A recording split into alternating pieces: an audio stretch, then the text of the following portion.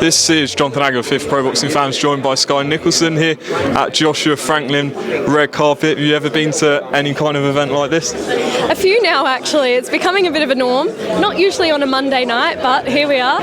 Obviously a big fight, Anthony Joshua's return. What do you expect from him on Saturday night? A lot of people are saying, where is he mentally after the two losses? Where do you think he is? Yeah, I think this is going to be a performance that's going to answer a lot of questions that a lot of people have. He's obviously coming off the back of two losses, obviously against Usyk, who's arguably pound for pound number one in the world. So he's back in London, he's back with his fans, he's back in an arena where he's made history before, and I'm hoping it hopefully takes some of the pressure off him. He's going to be back in more familiar kind of surroundings, and hopefully he can put on a really good performance, get back on the horse and get that momentum going again, build himself back up to that world title status.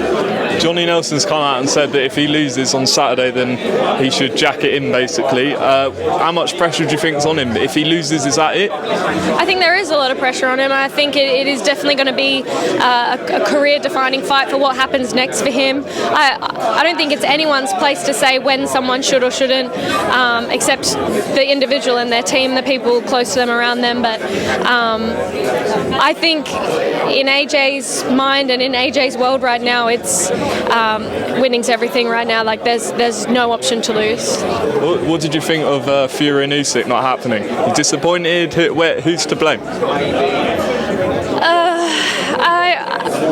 I wasn't surprised when it didn't go through. I feel like Fury plays a lot of games. The videos online, it's getting boring. It's getting old. Yeah, I think if he wanted to make those fights happen, he would be making them happen, and they're not happening. So there seems to be a common denominator. Moving on to yourself, obviously you fought in New York again last time out. You're ticking off a lot of places to box. Where in the world do you want to box where you haven't boxed yet? That was always the plan. When I was turning pro, for me it was I want to box around the world. I don't just want to turn pro in Australia and box in Australia. That's why I've packed up my life. I've moved to the UK where women's boxing's buzzing. The plan was always to box in the US, the UK.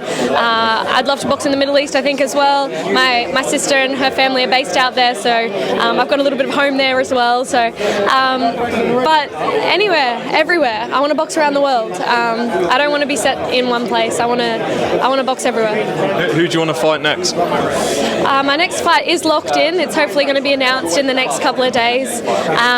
I'm right in the middle of camp for that fight, and it's looking like I'm going to be boxing for the WBC interim world title in my following fight. So my next fight after that, there is a reigning champion of that holds the interim belt, who I will be the challenger for, and that will hopefully be in June by the looks of things. So lots of exciting stuff coming up. So would that put you in line to face this? Is Serrano, would it? Yeah, Serrano currently holds the belt. She's made it quite clear that she's just going to be fighting the fights she wants. She's only got a few fights left. If I get into a mandatory position, I guess it'll be on her if she wants to have that fight or if she wants to vacate the belt. We have to wait and see what she wants to do, but all I'm doing right now is getting myself into the position to make sure that I can be fighting for a world title this year. Two more, Taylor against Cameron, May 20th, one of the best fights you can make. Who wins the fight and why? It's huge. Honestly, like I'm usually happy to say who I think is going to win a fight, but this one is really, really hard to call. I think they're both a full package. They're both amazing boxers, amazing fighters. They're both willing to bite down and die in that ring if they have to win. So I'm really excited. I feel like it's a really hard one to call. I think it's going to be a very competitive fight, and we don't know which way it's going to go. I think it's going to be who the better girl is on the night. Final question. When you were preparing for the fight in New York, I saw that you were sparring and I think living maybe with Alycia Baumgardner. Just give the fans an idea of how those spars went. We only actually sparred once.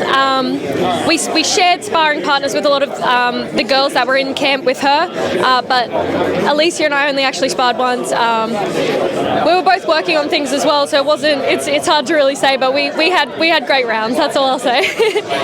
Skye, appreciate your time, and we look forward to your big fight news coming up. Thank you.